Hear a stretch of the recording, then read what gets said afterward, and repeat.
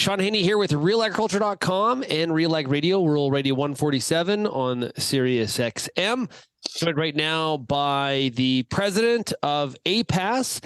It is Ian Boxall. Ian, how are you? I'm good. How are you, Sean? I'm doing pretty good. Okay. This is an important topic, and really a lot of this came to light in 2021 during the drought. The idea that grain contracts are very one-sided and really lean towards the favor of the grain companies. Why bring this up again now? What's going on? Well, I think we've seen another issue here in 2022. Last year's crop was some guys who had some oak contracts that the grain buyer ended up canceling. And, based off the court documents that we've received, that's, upwards of $60 million that those Saskatchewan producers are facing in losses because of the issues in those contracts that were revoked, right? So I think it just shows to light that we had the drought in 2021 and the issues around contracts then. And then again in 2022, we have a separate issue still to do with grain contracts. And at the end of the day, farmers are paying the bill.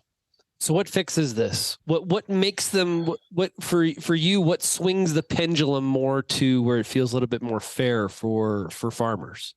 I think in the report that APAS and the Sask commissions did with the Mercantile Exchange or Mercantile Group on that report on grain contracts, I think they definitely define some stuff, some clarity around terms.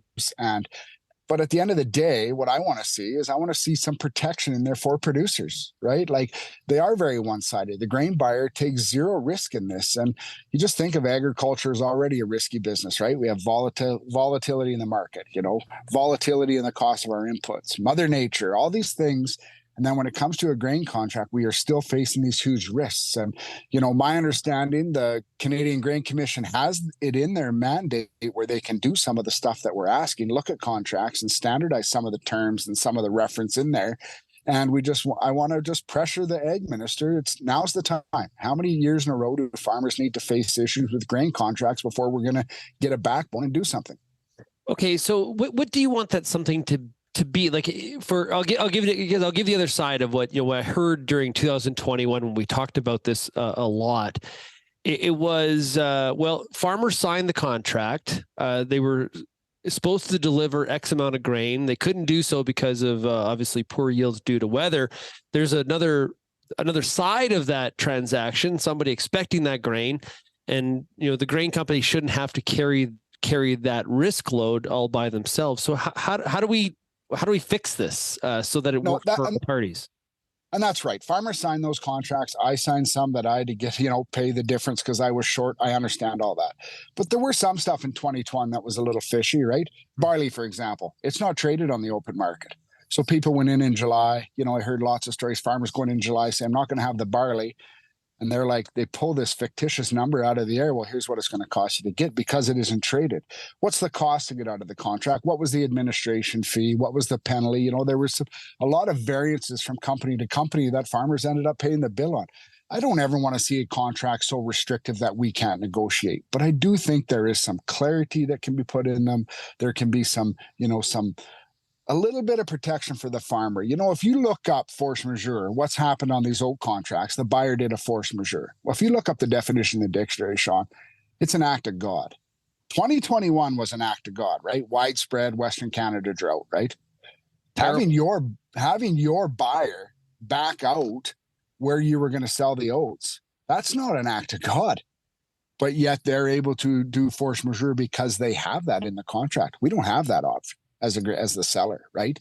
No, I understand that they're in 2021. Yes, we signed the contracts. I get that, but I do think there is some clarity around some of the stuff in contracts, and we've seen it in other sectors, right? You go to buy a new car, whether you buy it at Ford or Chevy, the contract looks the same. You go to buy a new tractor, whether it's a New Holland or it's a John Deere or it's at a different dealer, the contract looks the same. So we have standardized contract in other industries and in other sectors. But I think there are some things that could be standardized that would give some farmers some protection and a little bit of peace of mind when they go to sign them. Yeah. So is that one of the things that I was going to say transparency, which I'm sure you would not argue against. That's the word. Yep. Yeah. That makes sense. So is APAS's push to the federal ag minister that, we need to move, we should be moving closer towards a standardized grain contract? Because grain companies would say, well, you can negotiate. I've heard farmers laugh when I say that, say, really? Oh yeah, sure. You can negotiate. So is it a standardized contract that APAS is pushing for here? Yeah, I'm asking for some, not too restrictive, but there are some terms in there, whether it be on payment, whether it be on delivery, some stuff that could be standard. I think the layout of the contract, they can change the letterhead. Let's get the layout the same. So when I go to sign a contract at this buyer, it looks the same as that one. I know where to go to find the information. It's not all this fine print on the back or on the third and fourth page, and I don't need to take it to my lawyer and all that stuff. Agriculture in Canada is a huge industry. And yet the people that are selling the product have very little protection when it comes to the contract. So let's get the Canadian Grain Commission to start researching this, sit down with groups like APAS and the commissions and all these people and the Western Elevator Association and figure out what a standardized contract looks like.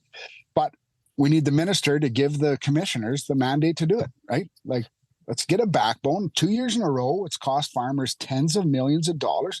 The time is now. As we go into show season here in Western Canada, farmers are going to be going to all these shows. All the buyers are going to be there. They're going to want us to sign on the dotted line. And yet we still have all these questions, right, that have come now 2 years in a row, right? Different issues, still questions. We've been talking a lot at RealAgriculture about the fact that, based on feedback from grain analysts and grain companies, the farmer is undersold in comparison to some prior years when it comes to the 23 crop. I think there's a bunch of different reasons for that, depending on where you are. Do you think this lack or this increased risk on the farmer is one of the reasons why farmers are hesitant to move forward on taking advantage of some of the prices that have been out there in previous months? Well, I think getting stung in 21, some of them they sold it. They understand that, they signed it, but they're probably gun shy, right? Weather, we've had some, different weather patterns throughout the province. So it depends where you're sitting on what you expect your yield is going to be. And, as we wrap up in crop, I think you'll see some people contract. That's why this timing of this, right? Because we're kind of finishing up in crop spraying. Farmers have been out and gone over all their acres. They see what they have. We're going into show season where there'll be lots of contracts signed. Now's the time to have farmers ask the questions. What's in this contract for me? Besides the price, what's in here for me? What's protecting me in this contract? And so I think there's probably some people are still gun shy from 2021.